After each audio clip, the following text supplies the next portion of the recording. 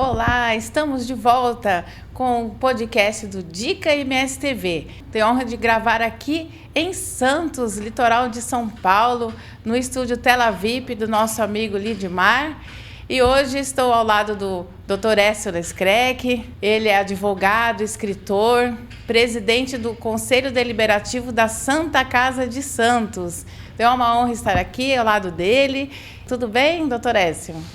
Estou bem, mais uma vez, fico feliz de poder estar aqui ao seu lado, ao lado do seu esposo, e agradecer ao Lidmar e a todos os que fazem parte deste estúdio aqui, o Max em especial, e estou à disposição aqui para que possa trazer algum conteúdo, alguma história da nossa região, nossa cidade e da Santa Casa de Santos também. Isso, e nós estamos uma semana agora de aniversários, né? Tanto o aniversário da cidade de Santos, São Vicente e também de São Paulo, da Fundação. Queria que o senhor falasse um pouco sobre isso. Então, primeiro, o Brasil, a gente aprende nos bancos escolares, foi descoberto pelos portugueses no dia 22 de abril do ano de 1500. Entretanto, naquele mesmo ano, um navegador espanhol chamado Vicente Yanez Pinhon, procurando a foz do rio Amazonas, acabou aportando na costa brasileira, em Pernambuco, em janeiro daquele ano. Então, para se ter apego à verdade histórica dos fatos, não foram os portugueses que descobriram o Brasil, sim os espanhóis. Mas como havia o Tratado de Tordesilhas, que dividia então as terras novas em leste e oeste, a parte leste pertenceria a Portugal e a oeste seria então a Espanha. Então, o Brasil pertencia à parte leste, ficou como sendo descoberto diz que esse Tratado de Tordesilhas já estava traçado bem antes, né? Exatamente, porque já previam a possibilidade de descoberta de terras novas, né? Muito bem. Então, o Brasil foi descoberto inicialmente por Vicente Yanez Pinhon, um navegador espanhol, que fundou até um povoado lá, Nossa Senhora de Engracion, na costa de Pernambuco. E depois, de 22 de abril, Pedro Álvares de Cabral, liderando uma esquadra com essa finalidade, aportou na Bahia, no Porto Seguro.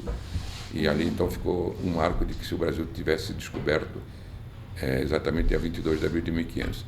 Em 1502, um navegador português chamado Gonçalves de Lemos esteve aqui em São Vicente, aportou em São Vicente, exatamente no dia 22 de janeiro do ano de 1502.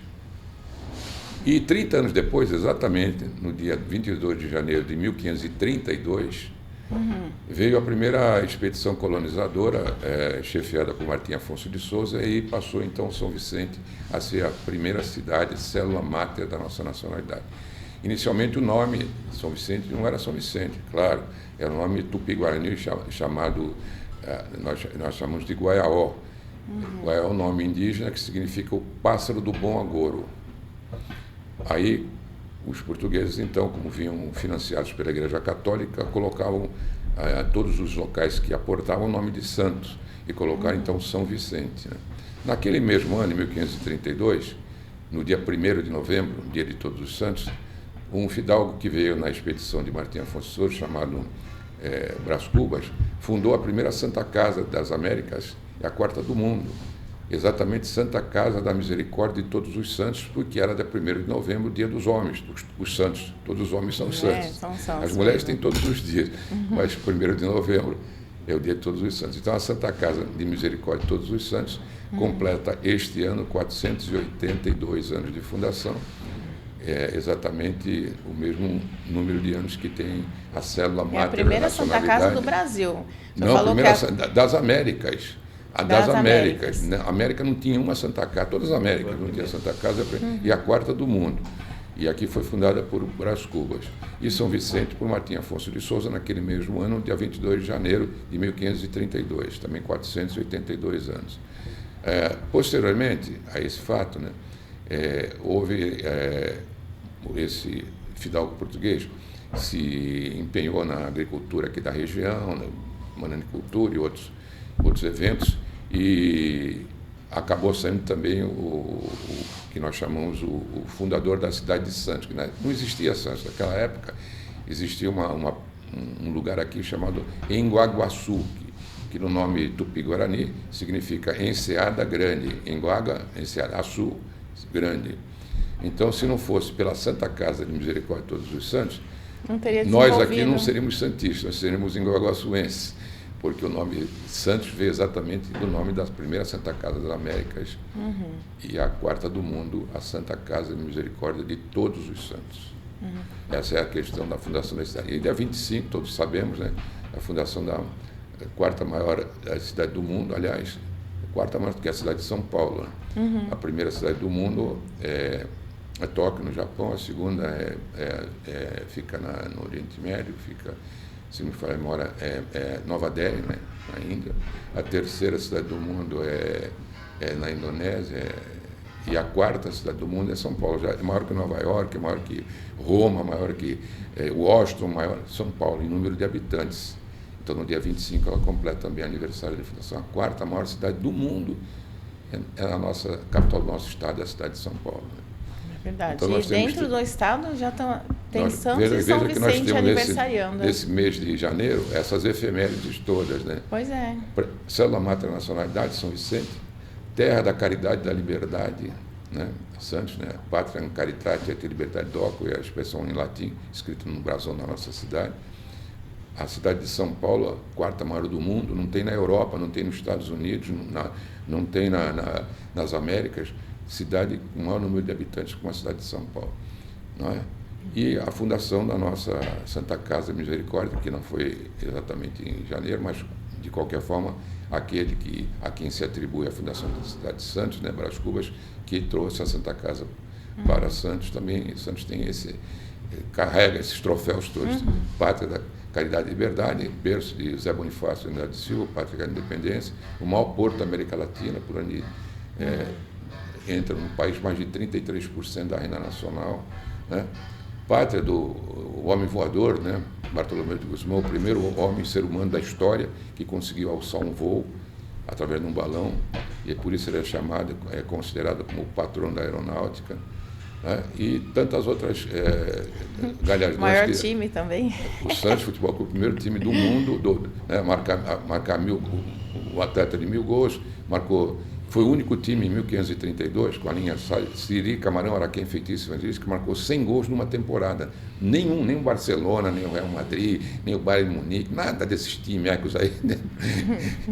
Conseguiram marcar 100 gols até então, com essa linha do Santos em 1932. Olha, e revelou para o mundo o atleta do século, Edson Arantes do Nascimento e outros, né, craques. E agora o Neymar parece estar querendo retornar, né? A mim não, porque eu desisti quando eu vi o Pelé jogar. Eu achei que deveria deixar que ele ocupasse esse, e ele ocupou com maestria, se tornou o atleta do século XX. Mas interessante que São Vicente, sendo a primeira cidade, né? E nós tivemos agora recentemente em Cananéia, e lá eles falam que é o primeiro povoado, né, do Brasil, Cananéia. Exatamente. Esse Gonçalves de Lemos, que eu estava dizendo, que chegou em 1502 em Brasília, ao seu lado ele trouxe uma pessoa que era chamada conhecidamente como bacharel de Cananéia. E esse bacharel ficou em Cananéia, tanto que Martim Afonso de Souza, 30 anos depois, quando chegou lá, já tinham índios brancos. Porque se tem como história que muitos náufragos estiveram aportados em Cananéia. Dagoberto de não sei o quê, a quem Luiz de Camões chamava de o Aquiles lusitano, ele já teria estado no Brasil muito antes do Brasil ser descoberto. Então, conta-se muito que essa história de Cananéia, até o nome Cananéia, teria, em decorrência, você esteve lá recentemente, está se referindo a Cananéia, o primeiro povoado do Brasil, né, que um náufrago português judeu fugido da perseguição da Igreja Católica, teria conseguido se salvar ali em Cananéia, na Ilha Comprida ali. E foi capturado pelos índios.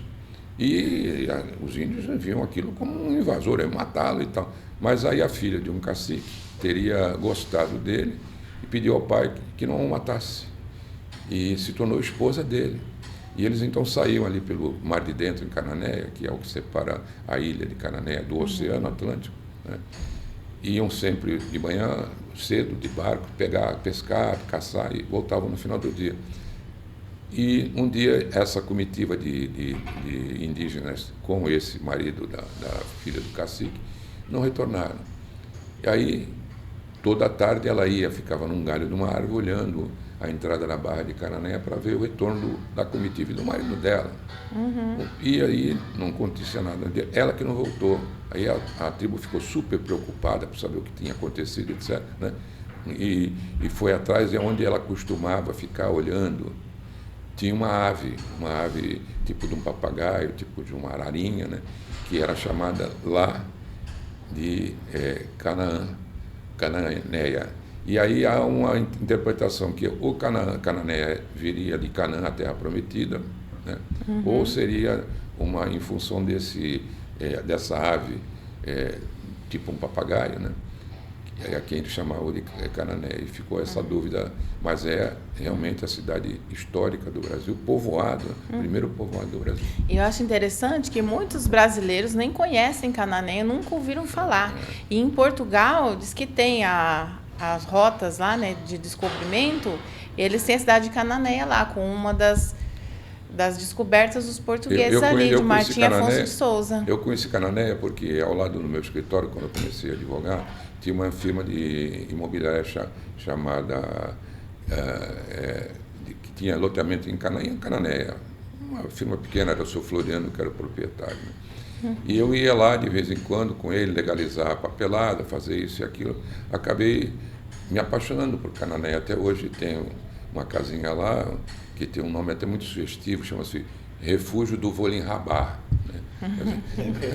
Está lá na porta, é uma casa muito bacana, que eu posso ir 1, 2, 3 vezes, 4 vezes, 5 vezes por mês, que eu não me canso, porque realmente é um paraíso perante a natureza. Eu gosto muito de pescar, das ostras, tem maravilhosas ostras, né? O paraíso das ostras. Eu não conhecia ostra, comecei a comer lá. Hoje não passo um mês sem não comia ostra nem em Santos? Foi Nunca comer lá? Eu fui aprender a comer ostra em Cananéia. Nossa, interessante. Eu achava que você ia para Cananéia para pegar passarinho. Muitas das minhas, e o curioso também, muitos curiosos daquela época, muitas das minhas histórias dos meus livros foram inspiradas enquanto eu estava ali comendo uma ostrinha e molhando as palavras. Inclusive o último livro que eu escrevi chama-se Molhando as Palavras. Lembrando das recordações tão lindas que tive em Cananéia. Voltando agora, falando da cidade de Santos, São Vicente, interessante que São Vicente, considerada a primeira cidade do Brasil, mas Santos, ela continua sendo uma cidade metrópole, né?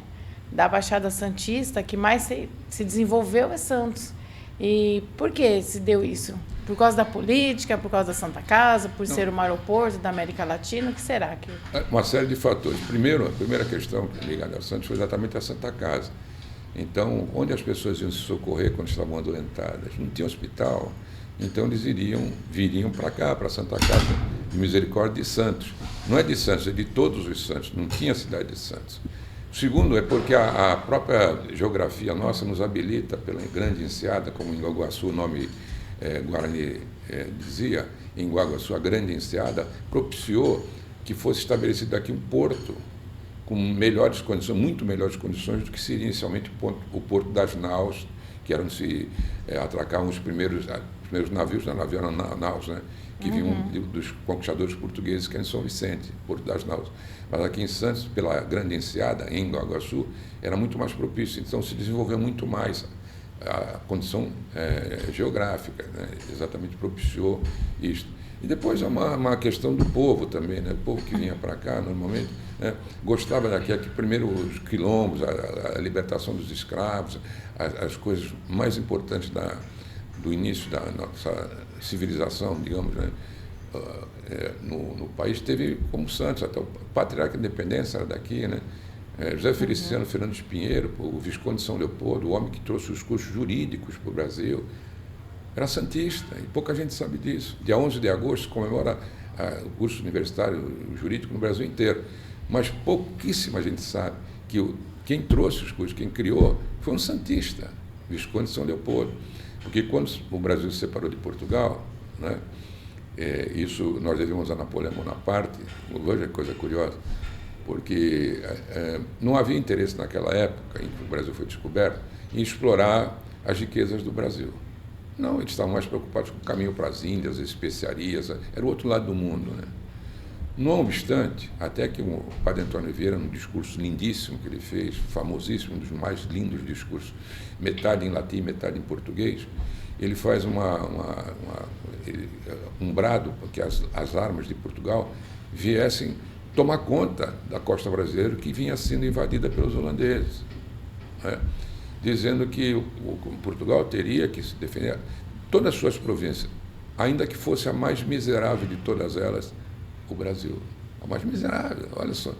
Então, quando Napoleão Bonaparte invadiu Portugal, a família real, para fugir de Napoleão, escolheu um lugar onde Napoleão não iria atrás, o Brasil.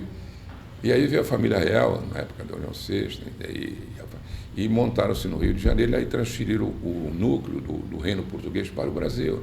Então, se não houvesse a invasão de Napoleão a Portugal, né, que Portugal era aliado da Inglaterra, então sofreu essa invasão.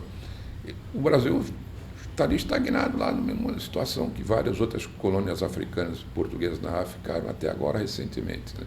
Então, nós devemos, depois da Batalha de Waterloo, que Napoleão perdeu para os ingleses, onde é a Bélgica hoje, aí acabou aquela ameaça, eles voltaram para Portugal, mas nessa altura, Dom Pedro tinha caído aí na Boemia, com o tal de Chalaca, no Rio de Janeiro, e aprontou muitas, claro, né? E aí ele já sabia que tinha sido preterido na sucessão do rei lá em Portugal, então ele resolveu ficar aqui no chamado Dia do Fico. E esse Dia do Fico, aqui no Brasil, é que fez com que a nossa população, os brasileiros natos, reivindicasse a nossa independência, né? Mas antes surgiu esse fato que eu estava mencionando, esse fato de que o Dom Pedro ficou no Dia do Fico exatamente porque houve o retorno da família real para Portugal. E então, nessa situação toda, se abreviou a história da cidade. E o José Bonifácio Andrade Silva, que foi um homem, uma visão extraordinária, junto com o Gonçalves Visleiro, conseguiram convencer Dom Pedro a dar o grito de independência aqui, mas não pelo regime que interessava, que seria pela República, porque aí ele ia perder todo o seu comando, mas pelo regime do Império, né? Então ele se tornou imperador com amplos poderes e tal. Essa é uma breve história do Brasil para chegarmos até Santos, da importância de Santos, porque aqui nasceu exatamente aquele que convenceu Dom Pedro a dar o brado de independência às margens do rio Ipiranga, né?